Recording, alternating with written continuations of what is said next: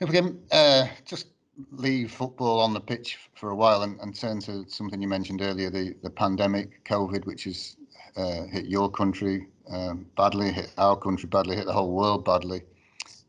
How do you think Manchester City have coped with it, and how proud of you were you of the response of the club to the crisis? I don't mean in terms just of getting football up and running again, but also in terms of helping authorities and local communities. Very proud. I think from donating the Etihad Stadium to the health services in Manchester, which to this day continues to be used by them, and that part, we put it with immense pride. Everybody involved with the club, everyone pitched in, from donating to the food bank, the commitments of our players, our young lads in the academy writing letters to some of the people that have been affected by the pandemic. I'm very, very proud of everyone at the club, everyone at the group in Manchester, in New York, in China, from east to west, our operations all over the world, Australia. We've worked as a team. We worked closely with the community, each respective community that we are part of. I think we delivered what we can, and that's going to continue to be the case. This COVID has not ended. It will continue to be a challenge, and we will continue to do right by everyone, to our people, our fans, our players, our employees everywhere, and all the stakeholders that we work with. Have any projects been put on hold because of the pandemic or during the pandemic? That I'm thinking now of pressing on with the development around the Etihad and the surrounding areas. Have projects been put on hold, or have they been killed forever, or how are those progressing? So the word here is, I think, pragmatism and sensibility. Some of the projects obviously continue, and as a matter of fact, we see the sense of expediting them. Other projects, because of, again, the challenges that come with COVID, we've had to put on pause. The expansion of the stadium, some of the changes that we wanted to do in the hospitality, we're going to have to figure out as it goes what's going to be that experience post-COVID in the stadium, and what's going to work and what's not going to work. One thing is clear, is that we can't think in the same way. We have to adjust, and we have to accept that what COVID has done will have an impact on the future, and that we have to be ready to adjust to that. We've made an investment as an example in a team in Belgium, Lomo, which again falls within our strategy, but we expedited it because the opportunity was there. We're looking at maybe making another move in the French second division. So we're not going to shy away when the opportunity arises, but we're also going to be pragmatic and sensible when it comes to the overall investments. On a wider level, do you think football per se will be changed by the financial impacts caused by the worldwide lockdowns? And I'm thinking there of, will some clubs go to the wall? Will leagues have to be reorganised? How do you think it will impact football as a whole? The challenge is very big for football. That is clear. And I think over the next 12 to 24 months, as football recovers from COVID, you will see changes. Now, the magnitude of these changes, I think, really depends on many different things. But I believe, particularly with the realities that COVID is putting in terms of impact on revenue, impact on sponsors, impact on obviously audience at the stadium, and the revenues from the stadium and hospitality. These are different from team to team and from league to league. So it's not consistent in terms of the level of the impact. But the impact is there. The impact is going to be very challenging. We've said goodbye to one legend this summer in David Silva, and another one, as of now, is set to go in 10 months' time. Has there or will there be any talks to persuade Sergio Aguero to stay? Can you talk about that? Chris, we've been very lucky, and I think it's a testament to the type of players we've had over the years, to have players like David Silva, like Vincent Kompany, like Pablo Zabaleta, like Sergio Aguero, that have committed and stuck with the team for many, many years. I think this is a testament to these players, their personalities, their commitment to Manchester, their commitment to the club, and I think the relationship that we were able to build between the club and these players, between the managers, and obviously that whole ecosystem. To have a player like David Silva essentially commit 10 years of his life to this club, to have a player like Sergio Aguero again do the same.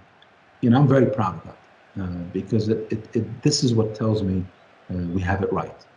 They are part of the DNA of the club now, and the decision of them continuing or stopping, this is really, it's the comfort zone that they have to decide. What's in the same way with Vincent, he left when he felt it was right for him to leave, and the same thing with David Silva. Sergio is going to be the same, and we're going to work it out together, and it will be very natural wherever that is, be it next year or the year after. It will play out in a comfortable way, whatever Sergio decides. And I guess I'm going to get a similar answer to this one because it's a similar question. Pep himself only has 10 months left on his contract as of now. Is this going to be his last season, or do you think his contract will be extended also? Yeah, I mean, first of all, you're right in asking the question. It's a very relevant question, but it's really this a very similar answer I'm going to give. This conversation with Pep is a natural conversation. Me and him have a very clear understanding. We have a clear understanding on what's right for the club and what's not. We have a clear alignment in terms of where we see the future and what we want in terms of success for the club. And I think again, it's going to be a comfortable conversation as we go, and it will work out in the best way for Pep, for me, and for the club. That I'm very comfortable about. So there's no specific talks taking place or specific talks planned as of now. It will just be a conversation over the coming weeks and months. Is that a good summation? Everything will work out naturally and in the right way, and I think we have the right people involved. We have the right trust in each other, and what's best will happen. The women's team have also had a busy time of it in the transfer market just recently, and a big shift. There seems to have been a concerted effort to elevate the women's team here in Manchester to a new level this season. 2 USA World Cup winners have arrived. Gareth Taylor has become the new manager, and as we understand it, other high-profile stars are on the way. What was the thinking behind all this? Well, Chris, we've been committed from the beginning to the women's game. I have a very strong view about how this game is going to evolve and how in the years to come, the women's game is going to continue to grow and turn into a very important part of football. So our commitment is consistent. The team we've built over the years has done very well. Finishing second again is not our target, but it shows you the consistency over the last 4 years in terms of how we were able to continue to put a very strong group of players, a very competitive team with a great manager.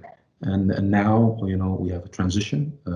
Gareth comes in, Nick moves on to New York, and I think again it's a great thing for me to see how we can continue to show progress within the group, from Gareth coming from the academy, taking on the head coaching role, to Nick moving from the women's team into assistant coach in New York, the men's team. This group that we have provides incredible opportunity for development and growth to our coaching staff, to our players, to our individuals, and that's phenomenal. The women's game was going in the right direction. I think COVID is going to put a lot of pressure on it. I remain very hopeful that the game is going to be able to withstand the challenges of COVID, recover and come back. And I hope that within the Premier League and within the teams in the UK, more clubs give a commitment to the game, because the more commitment that comes in, the more competitive it's going to be, and the more sustainable it's going to be. We're going to be there. Manchester City is going to be there. All our clubs around the world, because we have a belief in the women's game, and we will be committed throughout, and we will be supportive, and we will help these leagues, and hopefully it will grow. And in terms, just finally, you touched upon this, the club in Belgium, one in France may be coming. How pleased are you with the way CFG is working, how the model works? I'm very pleased. When Silver Lake came in, a world-class institutional investor, took a view on our business model, took a view on the way we run things, and invested a lot of money to join our shareholding base. I think that's a huge validation to the strategy that we've been undertaking and the execution and success of that strategy.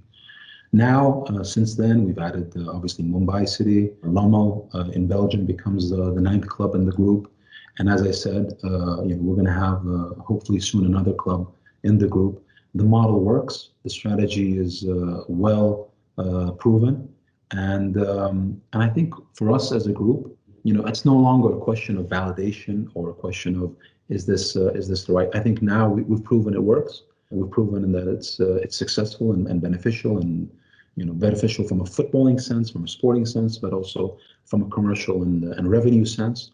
I think many people are now starting to follow that path and emulate it, and I think that's the biggest compliment to us. But in short, I am confident, and I'm very pleased with the way the evolution has happened. And it's not just in the boardroom that it's successful, on the pitch too, which is very important to you, I know. Absolutely. It goes hand in hand, Chris. The business we're in, it's about both.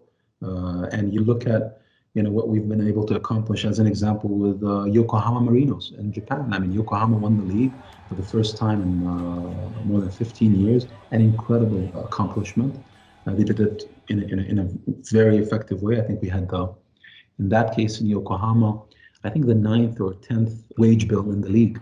So to have that and win the league in itself, I think is a confirmation of the model and our success in it, and that global model that we have in terms of the clubs all around the world. In Melbourne, we just finished the highest position we've ever had, second in the league, and we're entering the playoffs. We're playing a semi-final very shortly, and hopefully we'll go from strength to strength there. Girona is in the second division. We've made it to the playoffs. And then even in Torque, in the Uruguay, we're investing in our next CFA there. Montevideo City is now being developed, and it's working. The model works, and there's success both on and off the pitch.